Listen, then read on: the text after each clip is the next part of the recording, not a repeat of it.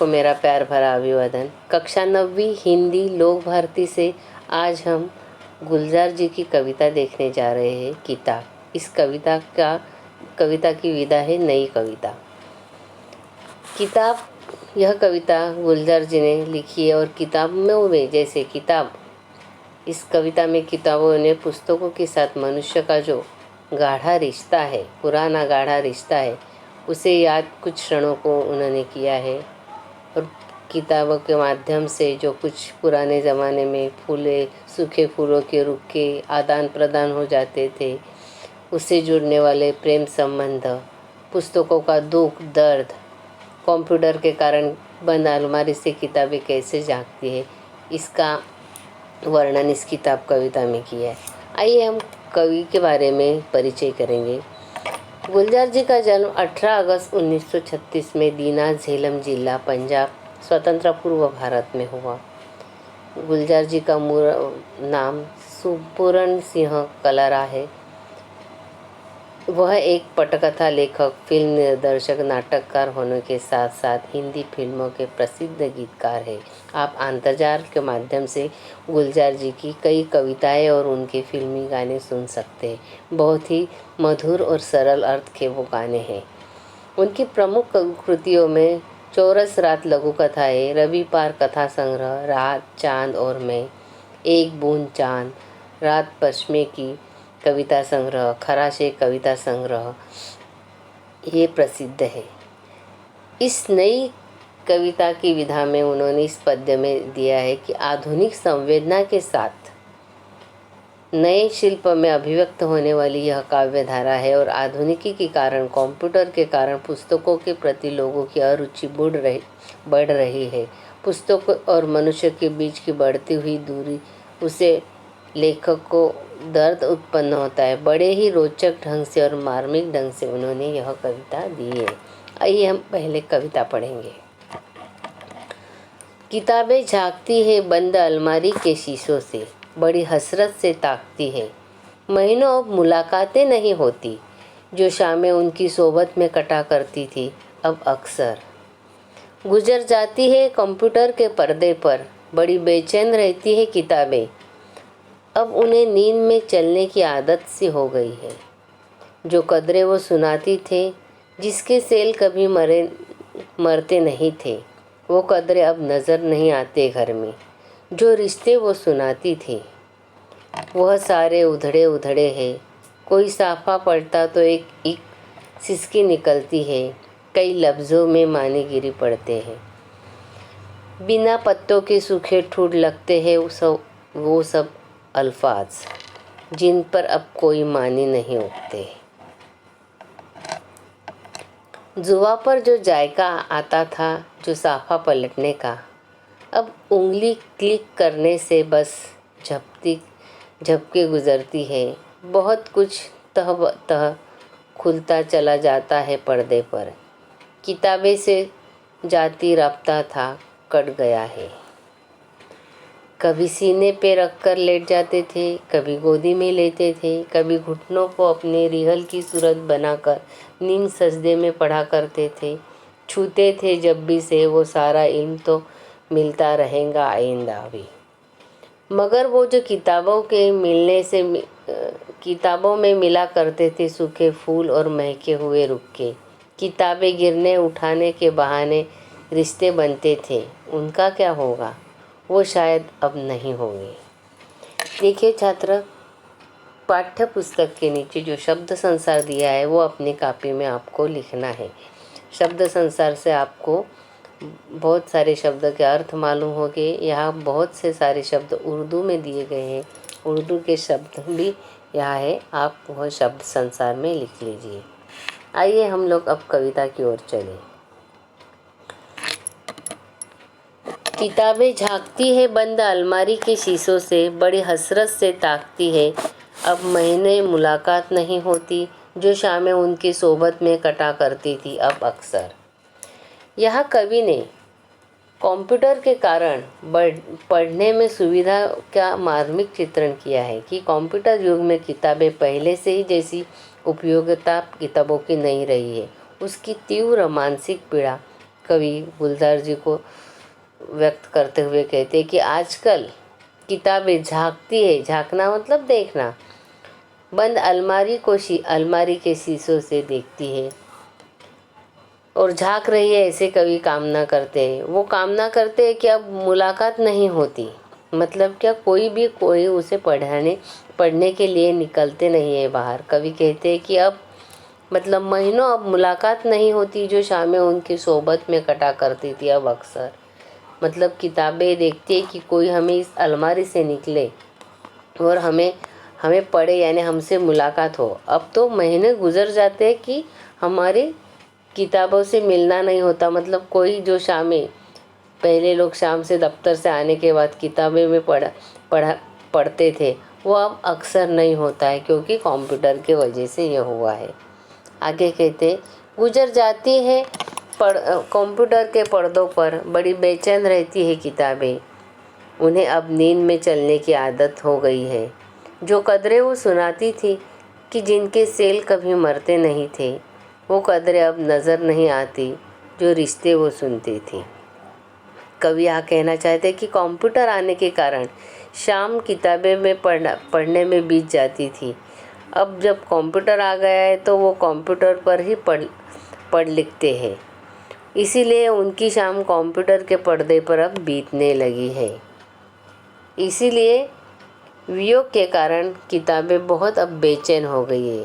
Computer आने के साथ किताबों का वियोग है, इसीलिए किताबें बड़ी बेचैन होने लगी है, ऐसी कवि कल्पना करते हैं। जो कदरें वो सुनाती थी जिनके सेल कभी मरते नहीं थे, इसीलिए इस वियोग के कारण किताब बहुत बेचैन होने लगी। अब हालत यह होगी है कि किताबों को नींद में चलने की आदत सी हो गई है। अर्थात कवि अपने सपनों में अब सपने में भी दिखाई देते हैं कि किताबें जिनको मानवीय मूल्य की जानकारी मिलती थी, वे मूल्य अब घर पर नहीं नजर आते। जे सेल कभी नहीं मरते थे, वह, इसका मतलब यह भी ले सकते हैं कि कंप्यूटर बैटरी पर चलता है। जब लाइट जाती है, बिजली जाती है तो कंप्यूटर बंद होता है, लेकिन किताबों का ऐसा नहीं। एक बार छपी तो हम लोग कौन से भी दिन, कभी भी वह किताबें निकलकर हम लोग उसकी जानकारियाँ पढ़ सकते हैं। वो कदरें अब घर में नज़र नहीं आती जो रिश्ते वो सुनाती थी। मतलब इसीलिए किताबों के और रिश्तों के संबंध के बारे में जो बताते, जो लोग आते थे शाम को ऑफिस से दौड़े भागे और किताबों की पढ़ने के लिए कुछ मिलेगा ये देखने के लिए, तो वह अब चीज़ें नहीं दिखाई देती है। आगे कवि कहते हैं कि वह सारे उधड़े उधड़े हैं, कोई साफा पलटता है तो इसकी सिसकी निकलती है, कई लफ्ज़ों की माने गिरी पड़े हैं, बिना पत्तों के सूखे ठूठ लगते हैं जो सब अल्फाज जिन पर अब कोई मानी नहीं बिकती। कई किताबों की प्रशंसा करते हुए कि देखिए किताबों के रिश्तों के बारे में बताते हैं कि अब वह सब संबंध उधड़ गए हैं, टूट फूट गए हैं। उधड़ जाना मतलब यहाँ वहाँ बिखर गए हैं। अब उन किताबों का कोई पन्ना, साफा मतलब पन्ना, कोई साफा पलटता है तो सिसकी निकलती है, पन्ना पलटते तो उसकी आह देखकर, मतलब हालत देखकर सिसकी निकलना मतलब रोना आना, कि रोना आ जाता है। उसके गले से सिसकी निकलने की आवाज़ निकलती है। कई लफ्ज़ों में, पन्नों के कई शब्दों पर, मतलब मानी गिरी अर्थात फटकर गिरी पड़ी है वो शब्द। बिना जैसे, बिना पत्तों के सूखे ठूठ लगते हैं सब अल्फाज। सूखे ठूठ मतलब क्या, जो सूखा पेड़ रहता है, पेड़ का पौधा तना रहता है, उसे ठूठ कहते हैं। तो बिना पत्ते के सूखे ठूठ जैसे शब्द, अल्फाज मतलब शब्द है, वो सूखे ठूठ जैसे लगते हैं। अब उसका कोई अर्थ नहीं और जिन पे कोई माने नहीं उगते, अर्थात जिस पर अभी कोई उगने वाला नहीं, कुछ उगने वाला नहीं, ऐसा कवि का कहना है। आगे कवि कहते हैं, जुबां पर जो जायगा आता था, जो साफा पलटने का, अब उंगली क्लिक करने से बस झपकी गुजरती है। बहुत कुछ तहबतब खुल जाता है पर्दे पर। किताबों से जो जाती राब्ता था वो कट गया। कंप्यूटर पर मतलब पुस्तक पलटने के लिए सिर्फ क्लिक करने की है, और किताबें जब पढ़ते थे तो कई लोगों को आदत रहती थी कि साफा पलटने का, पृष्ठ पलटने पर जीभ से एक प्रकार का स्वाद मिलता था। मतलब जीभ से हाथ लगाकर वो किताबें पढ़ती जाती थी, तो वो साफा मतलब पलटने का वह स्वाद मिलता था। लेकिन अब कंप्यूटर के पर क्लिक से उंगली करने पर पलक झपते ही बदलते हैं। माने पर्दे पर मन चाहे ढंग से एक के बाद एक कोई पृष्ठ खोला जा सकता है। इसके कारण लोगों को किताबों के बिना कोई निजी संपर्क ही जाने माने जैसे टूट गया है। किताबों से जो राब्ता था वो कट गया, मतलब राब्ता मतलब संपर्क था वो कट गया है।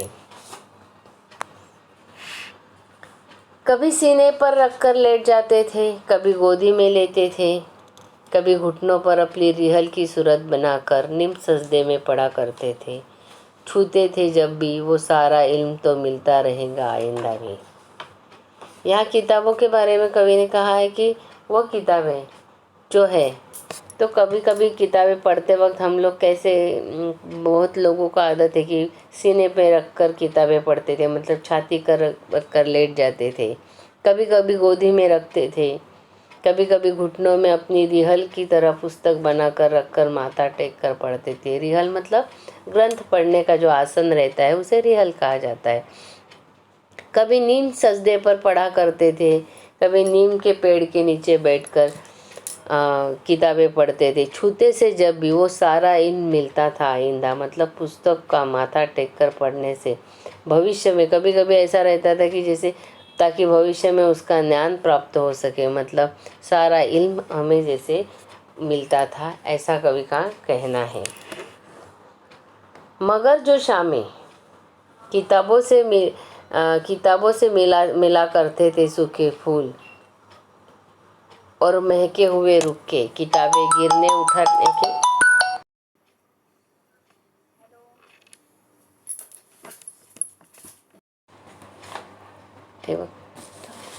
वह सारे उधड़े उधड़े हैं। कोई साफा पलटता है तो सिसकी निकलती है, कई लफ्ज़ों की माने गिरी पड़ती है। बिना पत्तों के सूखे टूट लगते हैं वो सब अल्फाज जिन पर कोई माली नहीं उगते। इसको मैंने अभी आपको समझाया, लेकिन छात्रों हम लोगों को यहाँ पर आए थे। मगर वो जो किताबों में मिला करते थे सूखे फूल और महके हुए रुक्के, किताबें गिरने उठाने के बहाने रिश्ते बनते थे, उनका क्या होगा? वो शायद अब नहीं होंगे। यहाँ कवि ने किताबों के साथ कुछ रोचक जुड़ी हुई बातें भी हमें बताई है कि कंप्यूटर पर आधारित हो जाने पर, निर्धारित हम हो जाने पर शायद कभी लेखक को डर है, कवि को डर है कि किताबों का अस्तित्व ही न रहा। तो किताबों में कभी कभी इसीलिए पुराने ज़माने में जब हम लोग फूल रखते थे, कुछ पंख रखते थे, यानी सूखे हुए फूल, महके हुए रुक्के रखते थे। वो फूल रुक्के मतलब संदेश पत्र रखा जाता था, जिन लोगों को सूख जाने पर भी हम लोग वो संभाल कर कुछ यादें रखते थे, उन संबंधों को ताज़ा करते थे। और कई बार किताबें गिराने और उठाने के बहाने कुछ लोगों की ज़िंदगी भर के संबंध जुड़ जाते थे। कवि कहता है जब किताबों का उपयोग ही नहीं रहा तो ऐसे संबंध अब बनेंगे कैसे। इस तरह कवि इस कविता द्वारा मतलब किताबों का अस्तित्व मतलब नष्ट होने पर क्या हो सकता है और उसका मार्मिक चित्रण इस कविता में, इस नवी विधा कविता में कवि गुजराल जी ने किया है। यहाँ कवि ने देखो शब्द संपदा में हसरत मतलब कामना, उम्मीद, इच्छा, सोहबत मतलब संगत, कदरे मतलब मूल्य और मायने, जायका मतलब लज्जत स्वाद, साफा मतलब पन्ना, अल्फाज, राब्ता संपर्क, जवी माथा, इल्म मतलब ज्ञान, रुक्के मतलब चिट्ठी या संदेश। आपको मैंने रिहल मतलब ठावनी जिस पर धर्म ग्रंथ रखे जाते थे उसे रिहल कहते, तो घुटने की रिहल बनाकर किताबें पढ़ते थे। इस बारे में कवि ने किताबों के बारे में किया है। तो इस कविता में कवि ने किताबों के माध्यम से जो निजी जीवन में पुस्तकों की वजह से जुड़ने वाले लोगों के संबंधों का चित्रण किया है, उसके साथ साथ पुस्तकों के दुख दर्द और मनुष्य से बढ़ती हुई दूरियां कंप्यूटर के कारण और अंतर्जाल के माध्यम से हम लोग अब पढ़ रहे हैं, तो किताबों की किताब बच्चों के साथ ही नहीं जैसे लगता है। तो इस सुविधा का आदि का सबका मार्मिक चित्रण इस कविता में किया है। छात्रों, जो स्वाध्याय दिया जाएगा वह अपने हिंदी के कॉपी में आप लिख लेना। धन्यवाद।